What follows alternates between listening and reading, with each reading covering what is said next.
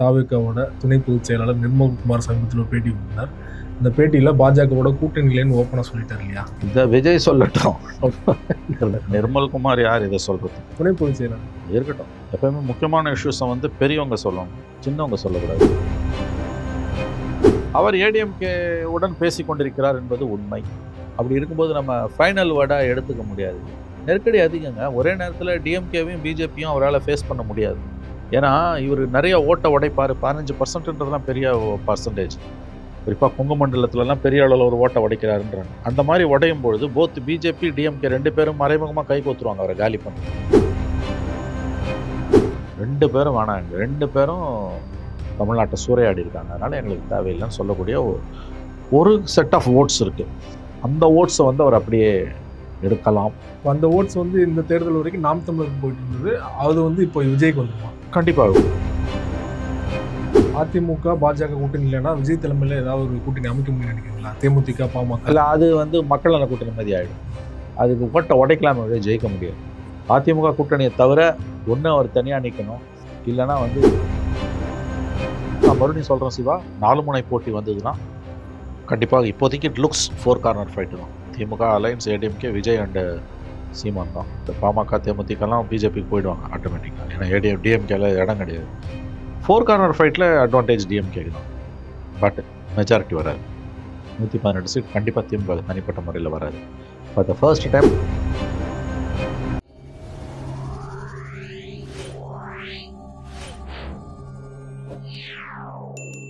அரசியல் களம் நேயர்களுக்கு வணக்கம். இன்றைக்கு நம்மோடு நேர்காணலுக்காக மூத்த பத்திரிகையாளரும் அரசியல் திறனாய்வாளருமான திருமிகு மணி அவர்கள் நம்மோடு இணைந்திருக்கிறார். அவரோடு பேசலாம். சார் வணக்கம். சார் வணக்கம் சார். அதிமுக பாஜக கூட்டணியில் தமிழக வெற்றி கழகம் இணைந்தால் திமுக ஆட்சியிலேருந்து அகழ்வது உறுதி அப்படின்னு சொல்லிட்டு நீங்கள் நிறைய இடங்கள்ல பேசியிருக்கீங்க. இந்த சூழல்ல தாவேகாவோட துணை பொதுச் செயலாளர் நிர்மல்குமார் சமீபத்தில் ஒரு பேட்டி கொடுத்தார். இந்த பேட்டியில் பாஜகவோட கூட்டணி இல்லைன்னு ஓப்பனாக சொல்லிட்டார் இல்லையா? இதை விஜய் சொல்லட்டும். நிர்மல்குமார் யார் இதை சொல்றதுக்கு? துணை பொதுச் செயலாளர். இருக்கட்டும். எப்பயுமே முக்கியமான இஷ்யூஸை வந்து பெரியவங்க சொல்லணும், சின்னவங்க சொல்லக்கூடாது. அனுமதி இல்லாமல் சொல்லி மூலவர் அது எனக்கு தெரியாது. மூலவர் சொல்லணும். உற்சவர் சொல்லி ஒரு பிரயோஜனம் இல்லை. மூலவர்கிட்ட இருந்து இந்த வார்த்தை வரட்டும், நம்ம பேசலாம். காதல்லையும் போர்லையும் பாலிடிக்ஸ்லையும் இல்லைன்னா இருக்குன்னு அர்த்தம், இருக்குன்னா இல்லைன்னு அர்த்தம். லவ்வில் டு யூ லவ் மீனா எஸ்ன்னா நோன்னு அர்த்தம், நோனா எஸ்ன்னு அர்த்தம்னுவாங்க. ஸோ லவ்லையும் வார்லையும், இல்லை வார்னா பாலிடிக்ஸ், இருக்குன்னா இல்லைன்னு அர்த்தம், இல்லைன்னா இருக்குன்னு அர்த்தம். இது இட்ஸ் அ ஜோக். ஆக்சுவலாக பாலிடிக்ஸில் பொறுத்த வரைக்கும் there is no final word or full stop, only comma தான். அதனால் இதை வந்து அவ்வளோ சீரியஸாக நம்ம எடுத்துக்க வேணாம். சொல்கிறவர் யாருன்றது முக்கியம் இல்லை. சொல்கிறவர் வந்து அவர் யார்? கட்சியில் வந்து அவர் விஜய்க்கு கீழே 3-4 படி கீழே இருக்கவர். ஆதவர்ஜுன் சொன்னால் கூட இது ஒரு மரியாதையும் கிடையாது. இது விஜய் சொல்லணும். Let Vijay says. அப்போ கூட நான் இது உறுதி இல்லைன்னு 10 மாதம் இருக்கு பேசுகிறாங்க. பேசுறதுலாம் உண்மைங்க. எடப்பாடியோட விஜய் பேசிக்கிட்டு தான் இருக்கார். ஆன் பிஹாஃப் ஆஃப் பிஜேபி பேசிக்கிட்டு தான் இருக்கார். விஷயம் என்னன்னா, அதிமுக பாஜக கூட்டணிக்குள்ள விஜயை கொண்டு வருவதற்கான முயற்சிகள் நடந்துகிட்டு இருக்கு. நம்ம அப்படி தான் எடுத்துக்கணும். விஜய் போவார் போமாட்டார் ரெண்டுமே நான் சொல்லலை. I'm not saying that. அவர் போவார் போமாட்டார் ரெண்டுமே என்னால் இப்போ உறுதியாக சொல்ல முடியாது. ஆனால் பேசுறது உண்மை. எடப்பாடி மூலமாக பிஜேபி விஜய் கிட்ட பேசுறது உண்மை, பேசிக்கொண்டிருப்பதும் உண்மை. அது நடக்கலாம், நடக்காமலும் போகலாம். விஜய் வந்து தயங்குறது எதுக்காக நினைக்கிறேன்? அதிகமான சீட்டு கிடைக்காது, துணை முதலமைச்சர், அது காரணமா இல்லை பாஜக கூட்டணியில் இருக்கிறது காரணமா? பாஜக தான் மெயின் காரணம். சித்தாந்த ரீதியாக அது ஒரு பெரிய நெருக்கடியை உண்டாக்கும்னு அவர் பார்க்குறாரு. சீட்டு கூட எனக்கு தெரிஞ்ச பெரிய விஷயமான எனக்கு தெரியல. அஃப்கோர்ஸ் மேபி இருக்கலாம். அதோட முக்கியமானது பிஜேபியோட போகிறதுன்றது வந்து ஒரு மேசிவ் பாலிசி டிசிஷன். அதுக்கு மிகப்பெரிய விலையை கொடுக்க முடியும்னு அவர் அஞ்சுகிறார். தமிழ்நாட்டில் ஒரு லேம்ப் போஸ்ட்டை, தெருவில் இருக்க லேம்ப் போஸ்ட்டை பார்த்தா கூட அது ஆன்டி பிஜேபியாக இருக்குது. அப்படி இருக்கும்பொழுது நீங்கள் போய் வந்து பிஜேபியோட வெளிப்படையாக அலையன்ஸ் வைக்கிறதுன்றது வந்து அது வந்து சுயசைடல் பாலிடிக்ஸ்னு அவர் நினைக்கிறாரு. பட் சம்டைம்ஸ் உங்களுக்கு வந்து சர்வைவலுக்கு சில முடிவுகளை சிலர் எடுப்பார்கள். இப்போ நீங்கள் வந்து டிஎம்கே அலையன்ஸ் ஒரு பக்கம், ஏடிஎம்கே அலையன்ஸ் ஒரு பக்கம், சீமான் ஒரு பக்கம், 4ஆவதா விஜய் நிற்கிறாரு. டிஎம்கே ஜெயிச்சிடுதுன்னா அடுத்த 5 வருஷம் ஒரு டிஎம்கேவை ஃபேஸ் பண்ணணும். அடுத்த 5 வருஷம் ஒருவேளை திமுக ஜெயிச்சு வந்ததுன்னா 5 வருஷம் விஜய்க்கு ஃபேஸ் பண்ணுறதுன்றது அவ்வளோ ஈஸி இல்லை. அதுக்காகவா தான் அரசியலுக்கு வந்தோம்னா அவர் நினைக்கக்கூடும்னு தான் அவருக்கு நெருக்கமான சிலர் கூறுகிறார். தனியாக நிற்கிறோம், அலையன்ஸ் வேணாம், தனியாகவே நிற்கிறோம், பார்த்துடலாம், ஃபைன். அதோட எண்ட் ரிசல்ட் ஒருவேளை திமுக ஜெயிச்சு அதிகாரத்தில் வந்துடுச்சுன்னா டெஃபினட்டாக அடுத்த 5 வருஷத்தை தான் சமாளிப்பது கடினம் அப்படின்ற எண்ணமும் அவருக்கு இருக்குது. ஏன்னா அவர் ஒரு வார்த்தை சொன்னார் கோயம்புத்தூரில் 15 நாளைக்கு முன்னால் அவருடைய செயல் வீரர்கள் கூட்டம், இந்த பூத் கமிட்டி மேனேஜ்மெண்ட் பார்த்துருப்பீங்க. எந்த எல்லைக்கும் போக தயார்னார். நடக்க போகுது அசம்பிளி எலெக்ஷன். பிஜேபி வேணுமா வேணாமா, மோடி வேணுமா வேணாமான்ற எலெக்ஷன் கிடையாது, ஸ்டாலின் வேணுமா வேணாமான்ற எலெக்ஷன். அதில் எந்த எல்லைக்கும் போக தயார்னா அதுக்கு என்ன அர்த்தம்? அது அவர் ஏடிஎம்கே பிஜேபியுடன் பேசிக் கொண்டிருக்கிறார் என்பதை உறுதிப்படுத்தக்கூடியவர்கள் வைக்கக்கூடிய வாதம். எதையும் நம்ம இன்னைக்கு அறுதியிட்டு சொல்ல முடியாது. அவரை பொறுத்த வரைக்கும் பிரதான எதிரி திமுக தான், பிஜேபி இல்லைன்றாங்க. கொள்கை எதிரெல்லாம் முக்கியம் இல்லை. நடைமுறை எதிரி யாரு? நடைமுறை எதிரி திமுக தான். நடக்க போகிறது இப்போ அசம்பிளி எலெக்ஷன். ஸ்டாலின் வேணுமா வேணாமான்ற எலெக்ஷனில் பிரதான எதிரி திமுக தான், பிஜேபி கிடையாது. இந்த புரிதல் அவருக்கு இருக்குது. பிஜேபியோட போகிறதுல இருக்க நெருக்கடிகள், பல காம்ப்ரமைஸை பண்ணணும். அதுக்கு பிறகு அரசியல் தலைகீழ மாறும், அதெல்லாம் உண்மை, மறுக்கல. பட் ஆல்டர்னேட்டிவ்ன்றது other side scenario, okay fine, வேணாம் பிஜேபி வேணாம். அதர் சைடு சினாரியோ என்ன? திமுக ஒரு வேளை ஜெயிச்சிச்சுன்னா நீங்கள் 5 வருஷம் திமுகவை எதிர்கொண்டாகணும். 5 இயர்ஸ் டிஎம்கேவை எதிர்க்கிறதுலாம் அவ்வளோ ஈஸி கிடையாது உனக்கு. மாறாணி கூட்டணியில் சேர்ந்து ஒரு 30 எம்எல்ஏ கையில் இருந்தனா கூட எதிர்க்கிறது ஈஸின்னு ஒரு ஆர்குமெண்ட் வைக்கப்படுது. அவர் வந்துங்க பிஜேபிக்கு முழுவதும் கதவெல்லாம் ஒரு சாத்தலைங்க. அவர் பேசுகிறாருன்றது உறுதியாக தெரியுதுங்க நமக்கு. ஏடிஎம்கே கிட்ட அவர் பேசுகிறாரு. ஏடிஎம்கே பிஜேபி ஏடிஎம்கேவை பேச வைக்குது. ஆனால் இவர் போனார்னா எவ்வளோ சீட்டு கிடைக்கும், சீட் ஷேரிங்கில் சிக்கல் வரும், அதெல்லாம் உண்மை தான், நான் மறுக்கல. பட் ஸ்டில் அவர் பேசுறது உண்மை. பேசுகிறாருனால அங்கே ஏதோ ஒரு 10% வாய்ப்பு இருக்குன்னு தான் அர்த்தம். இல்லாட்டி பேச வேண்டிய அவசியமே கிடையாது. நேற்றைக்கு நிர்மல் குமார் சொன்ன ஸ்டேட்மெண்ட்டை விஜய் சொல்லியிருந்தாருன்னா நீங்கள் எஸ், அதுக்கு முக்கியத்துவம் அதிகம். அப்போ அதை நம்ம கிட்டத்தட்ட நம்பி தான் ஆகணும், ஃபைனலாக நம்பாட்டியும். ஏன்னா இன்னும் 10 மாதம் இருக்குது. ஆனால் மறுக்கவும் இல்லை இல்லையா அதிகாரப்பூர்வமாக யாரும்? யாரு? கட்சியில் இருந்து மற்ற கட்சிகள்லாம் கூட அவருடைய தனிப்பட்ட அதுதான் இதில் இருக்க சிக்கலை. இது it's like saying half glass பாதி தண்ணி இருக்குன்னா பாதி எம்டின்னு சொல்லுவாங்க, பாதி தண்ணி இருக்குன்னு சொல்லுவாங்க. இந்த கட்சியில் 3வது மட்டத்தில் 4வது மட்டத்தில் இருக்கவங்கள விட்டுட்டு அமைதியாக இருக்கிறதுல ஒரு அட்வான்டேஜ் என்னன்னா, நாளைக்கு இதே முடிவில் கண்டினியூ ஆகிறாங்கன்னா, நாங்கள் தான் அன்றைக்கே சொல்லிட்டோமேங்க, நிர்மல்குமார் சொல்லிட்டாங்கன்னுவாங்க.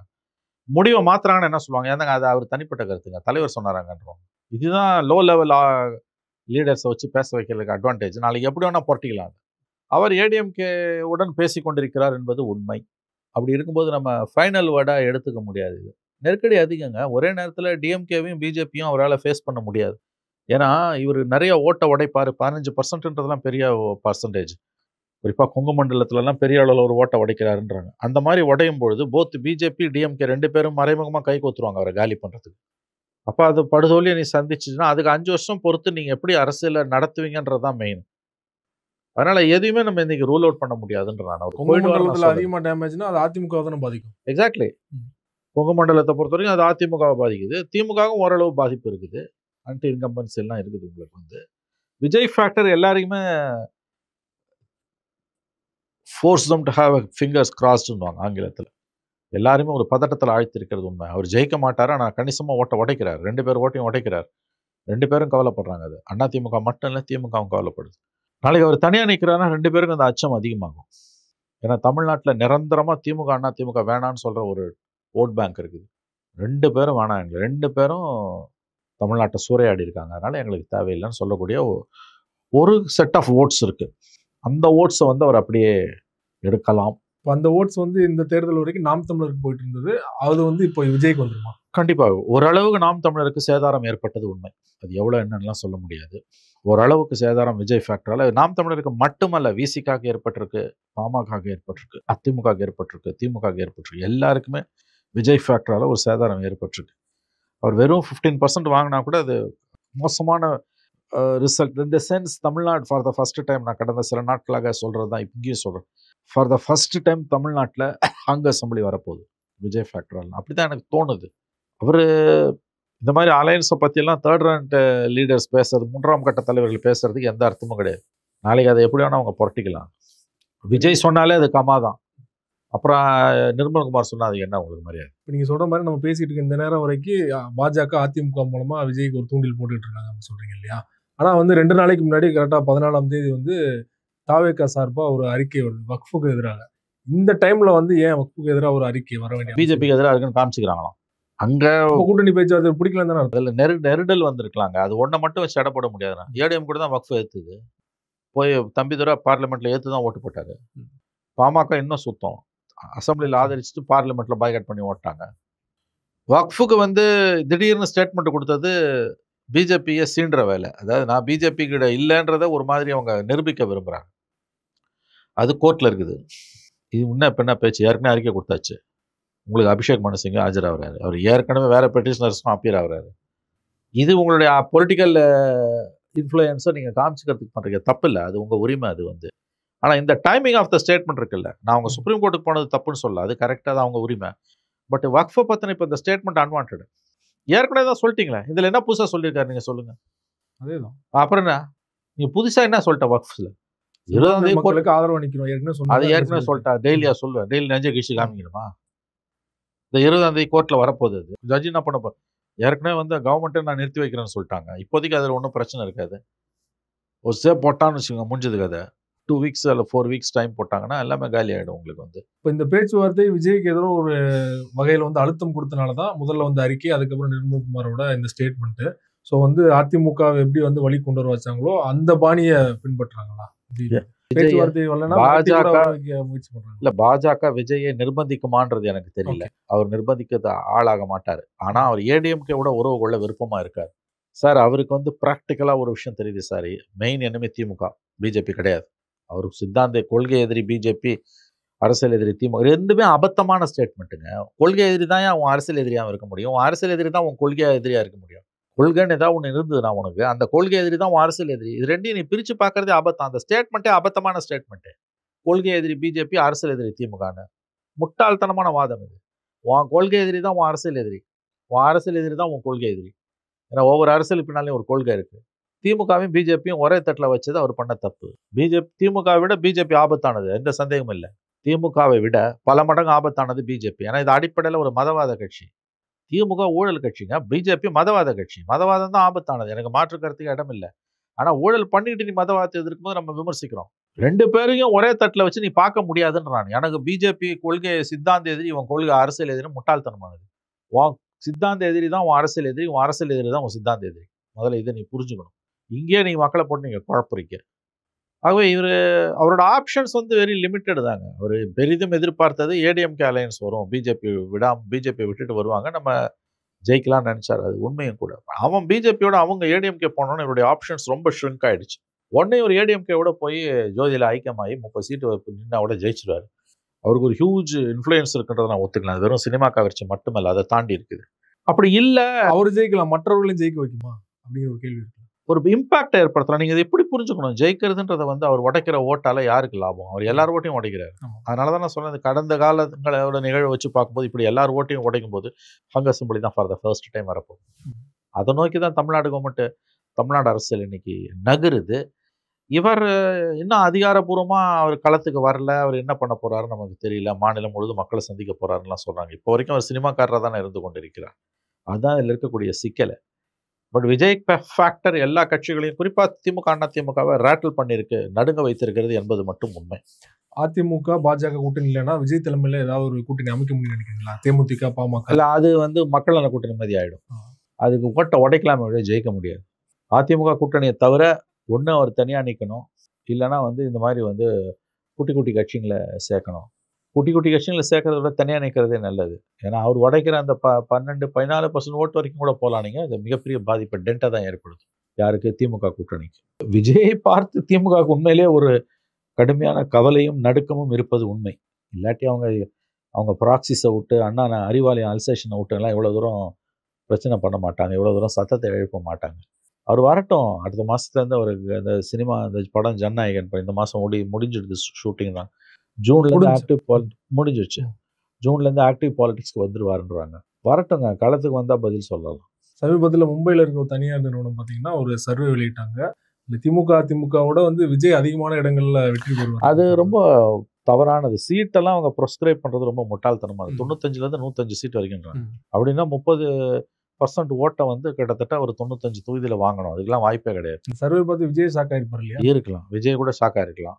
முட்டாள்தனமானது இந்த மாதிரி சர்வேக்கள். ஆனால் இதில் ஒரு பாயிண்ட்டை மட்டும் எடுத்துக்கணும். அவருக்கு ஓட் பர்சன்டேஜ் கூட்டிகிட்டு இருக்குது, ஏடிஎம்கே ஓட் பர்சன்டேஜ் குறைஞ்சிட்டு இருக்குது, நாட் டிஎம்கே.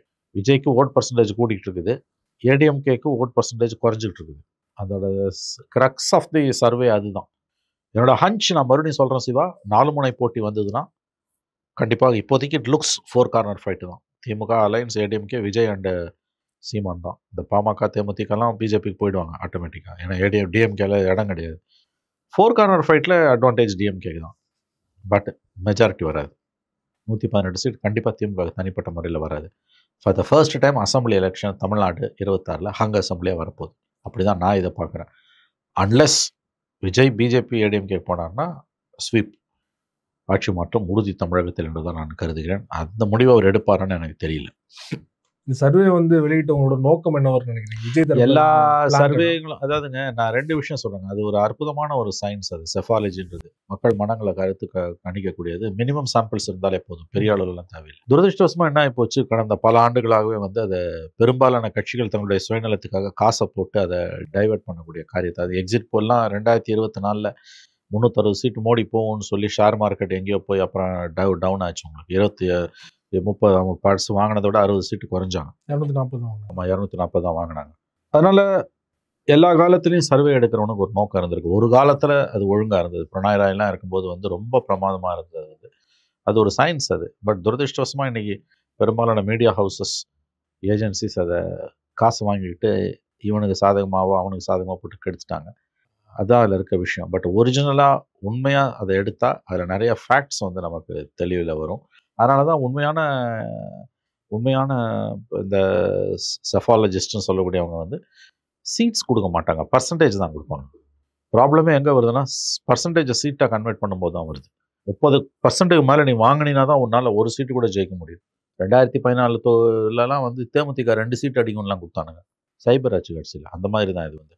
நம்ம இந்த மாதிரியான சர்வேஸ் ஆங்கிலத்தில் சொன்னால் take it with pinch of salt. But still அதில் வந்து ஒரு இண்டிகேட்டர் தெரியும், எந்த டைரக்ஷனில் போகுதுன்னு தெரியும். அதனால தான் நான் சொன்னேன், இது வந்து கம்ப்ளீட்டாக வந்து நீங்கள் வந்து இது எதை நோக்கி போதும் அப்படின்னு கேட்டிங்கன்னா, இது முழுக்க வந்து சீட் கன்வர்ஷனை நோக்கி நீங்கள் நகர்த்தக்கூடாது. இதை நீங்கள் முழுக்க கவனிக்க வேண்டியது வந்து பர்சன்டேஜ் வைஸ் இதை பார்க்கும்போது 15% கன்ஃபார்மாக விஜய்க்கு போகுதுன்றது மட்டும் உண்மை. அது யார் ஓட்டை உடைக்க போகுது, அதோட விளைவு என்னன்னு பார்க்கும்போது என்னோட ஹஞ்ச் வந்து டிஎம்கேக்கு எட்ஜ் நான் மறக்கல. டிஎம்கே கண்டிப்பாக எட்ஜ் இருக்குது. ஆனால் 117 சீட்லாம் அவங்களால வாங்க முடியாது. அலைன்ஸுக்கு மெஜாரிட்டி வரதே கஷ்டமாக இருக்கும். ஹங் அசம்பிளி ஃபஸ்ட்டு டைம் யாருக்கும் மெஜாரிட்டி இல்லாத தொங்கு சட்டமன்றம் வருவது தான் தமிழ்நாட்டில் வாய்ப்புகள் அதிகம் உள்ள சினாரியோவா விஜய் ஃபேக்டரால் இப்பொழுதைக்கு எனக்கு படுகிறது. சமாள அரசியல் தொடர்பாக பல்வேறு விஷயங்களோட பரிந்துரை. நன்றி சிவா, நன்றி.